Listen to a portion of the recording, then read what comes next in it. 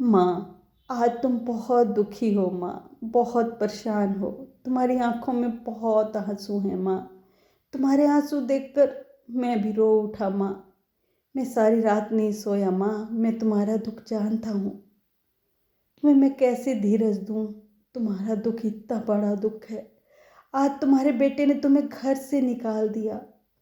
वो माँ जो संपूर्ण परिवार को सहारा देती है, वो माँ आज बेसहारा हो गई। जो पूरे परिवार के आंसू पोंछती है, उसके आंसू पोंछने वाला कोई नहीं।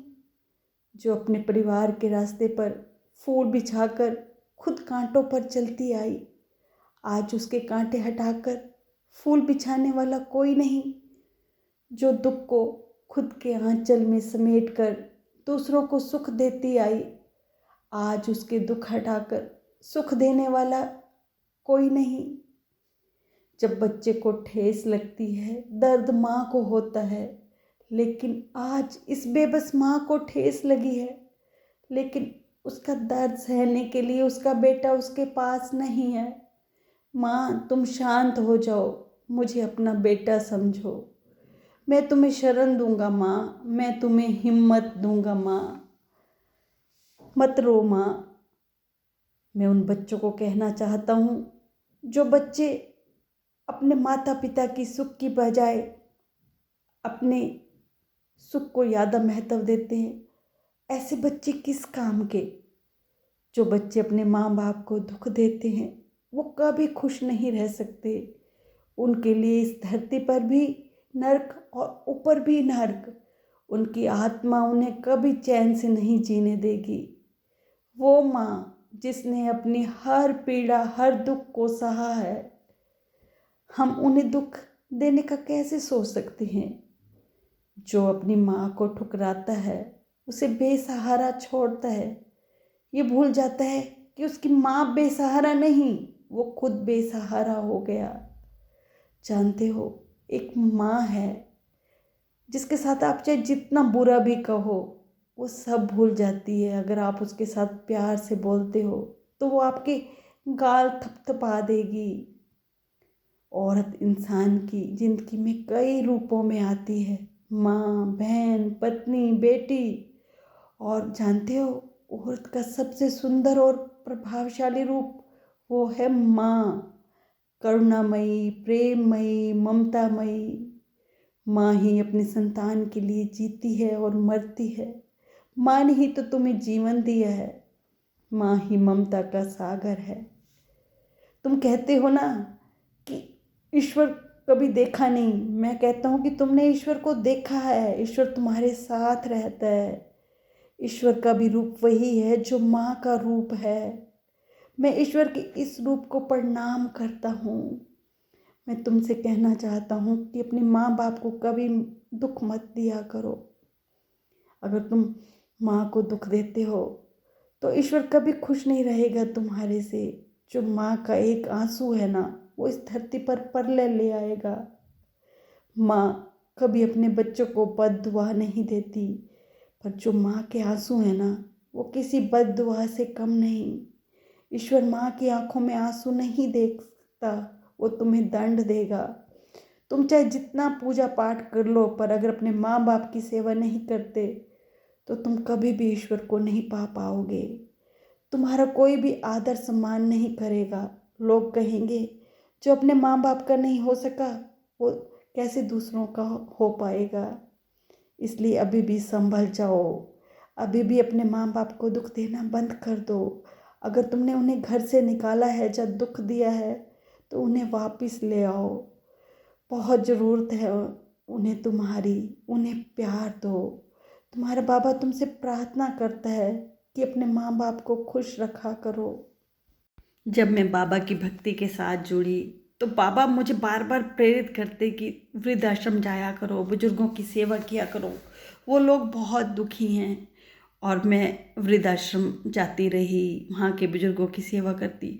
वहाँ जाके सच में इतना दुख होता ना, आत्मा रोती, हैरान होती कि बच्चे इतने कठोर भी हो सकते हैं कि बुढ़ापे में अपने माँ बाप को वृद्धाश्रम छोड़ देते हैं। जब उन्हें बच्चों की बहुत ज़रूरत होती है, वो उनसे किनारा कर लेते हैं। कैसे किनारा कर लेते हैं समझ नहीं आता। हम लोगों के दिल भी रोते हैं। वो पता नहीं, शायद वो राक्षस प्रवृत्ति के होंगे। आज वृद्धाश्रम की संख्या बढ़ती जा रही है। मेरे हिसाब में पहले एक वृद्धाश्रम था जिसमें 80 बुजुर्ग थे। इस समय 4 वृद्धाश्रम हैं जिनमें 1000 के करीब वृद्ध हैं। ये संख्या आखिर क्यों बढ़ती जा रही है, एक बहुत चिंता का विषय है। क्या बच्चों के पास माँ बाप के लिए घर में कोई जगह नहीं है? वो घर किसका है? उन्हीं का तो है। क्या इस दिन के लिए उन्होंने आपको पाला पोसा बड़ा किया कि आप उनको घर से निकाल दोगे?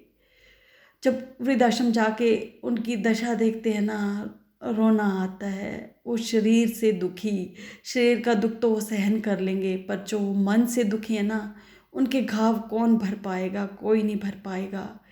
जिन बच्चों ने उन्हें बहुत दुख दिया है, वो उन बच्चों से अभी भी प्यार करते हैं, उनकी याद में रोते रहते हैं। मैं तो कई बार उनको कहती हूँ, क्यों रोते हो? जब वो इतने कठोर बन गए हैं, तुम ही उन्हें दिल से निकाल फेंको। पर ये कहने की बात होती है, माँ के लिए बच्चे सब कुछ होते हैं, चाहे वो कितने जालिम क्यों ना हो। जो माँ का प्यार होता है ना, वो कम नहीं होता। बहुत दुखी रहते हैं वो बुजुर्ग, बहुत दुखी। अभी मैं कुछ दिन पहले गई थी वृद्धाश्रम, तो एक बुजुर्ग 80 साल की थी। वो बिस्तर पे सोई हुई थी बेसुध सी। मैं जब उसके पास से गुजरी तो वो कहने लगी कि पानी पानी, शायद उनको प्यास लगी थी। जो ये वृद्धाश्रम के जो है एम्प्लाई हैं, वो भी इतने सारे बुजुर्गों की कितनी सेवा कर पाएंगे, इतने सारे बुजुर्गों की। मैं तो हाथ जोड़ के सब बच्चों से यही कहती हूँ कि अपने माँ बाप को प्यार दो। क्यों अपने पत्नियों के कहने पर माँ बाप को वृद्धाश्रम छोड़ाते हो? उस पत्नी से पूछो कि तुम्हारा बच्चा तुम्हें कितना प्यारा लगता है। अगर वो तुमसे दूर हो जाए, वो तुम्हारे हस्बैंड भी तो उस माँ के बच्चे हैं, तुमने उसे क्यों दूर कर दिया? पर पता नहीं किसका दोष है। कई बार जो ये सास लोग होते हैं, इनका भी बहुत बड़ा रोल होता है। ये बहुत ज़्यादा टोका टाकी, बहुत ज़्यादा बहू को परेशान करते हैं। बहू के मन में उनके लिए प्यार ख़त्म हो जाता है। जब बहू का टाइम आता है तो वो अपना बदला लेती है। तो इसलिए दोनों लोग जो हैं, सब लोग प्यार से रहें।